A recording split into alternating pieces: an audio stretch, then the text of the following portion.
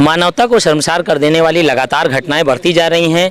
अभी हाल ही में हाथरस में जो मनीषा वाल्मीकि के साथ हुआ, आप लोग जान सकते हैं कि काफ़ी दरिंदगी की एक उसका रूप था और साथ ही साथ उसके साथ तमाम देश में एक आवाज़ें उठने लगीं, जिसको देखते हुए मनीषा को न्याय दिलाने के लिए जगह जगह संघर्ष होने लगे, विपक्षी दल भी खड़े हो गए। वहीं साथ ही साथ कहीं सामाजिक कार्यकर्ता तो कहीं आप देख सकते हैं कि यहाँ पर कई जो अधिवक्ता गण भी मौजूद हैं जो न्याय के खुद जिस समाज से पैदा हुए मनीषा वाल्मीकि उसी समाज की बेटी है, और अगर वो ना भी होती लेकिन वो पहले देश की बेटी है।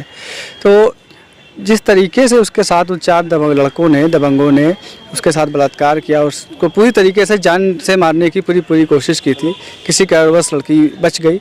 अंततः वो संघर्ष करते करते उसकी मृत्यु हो गई।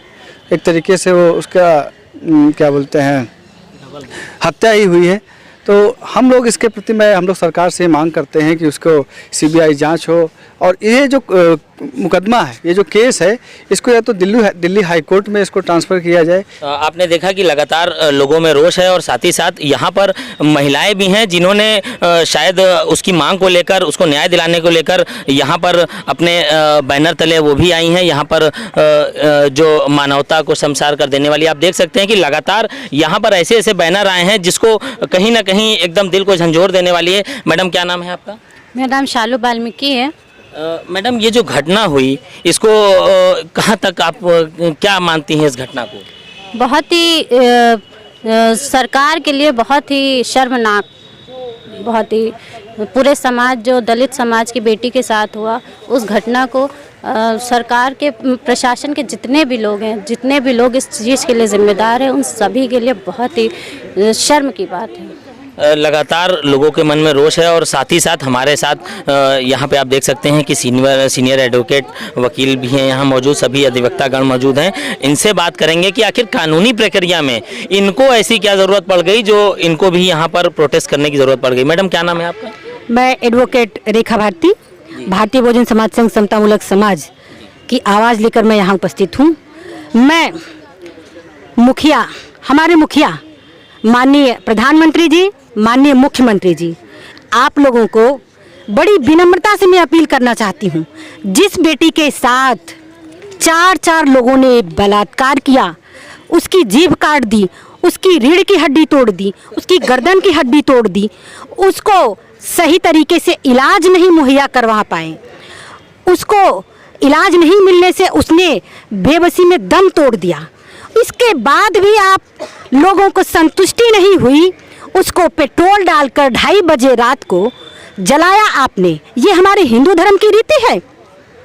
मैडम, क्या संतुष्टि, जैसे कि लगातार आप तो कानून से ही रिलेटेड हैं, जो कानून इस समय प्रक्रियाएं कर रहा है लगातार, उसमें क्या कहना चाहिए? मैं मानवीय आधार पर बात कर रही हूँ कि आप मानवीय संवेदनाओं को कितना तार करेंगे।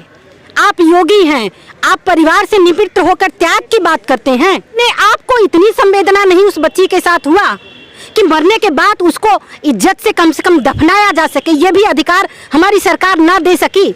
ऐसी सरकार पर लानत है, ऐसी सरकार पर हेय है, ऐसी सरकार पर लज्जा है कि हमारी ऐसी सरकार है कि एक बेटी को इज्जत से दफना नहीं सके हम।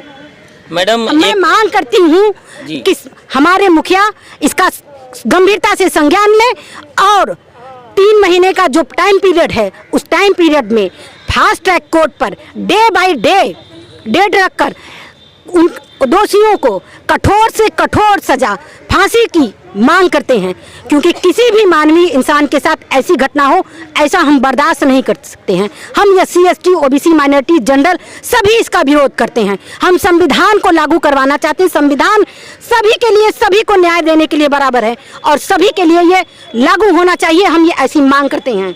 अब मैम, एक आखिरी सवाल, सबसे बड़ा सवाल आखिरी ये है कि जो अभी जिस तरह से ये बच्ची के साथ घटना हुई, लगातार ऐसी घटनाएं देखने को मिलती हैं, वो किसी भी समाज से हो, क्या आपका जो प्रोटेस्ट है सिर्फ समाज हित में लेके है या कोई पूरे जो सामाजिक सभी लोग हैं उसके साथ? तकलीफ तो सबको उतना ही होता है, चाहे वो मनीषा के बारे में मीडिया ने शो किया तो मनीषा के बारे में जान गए हम।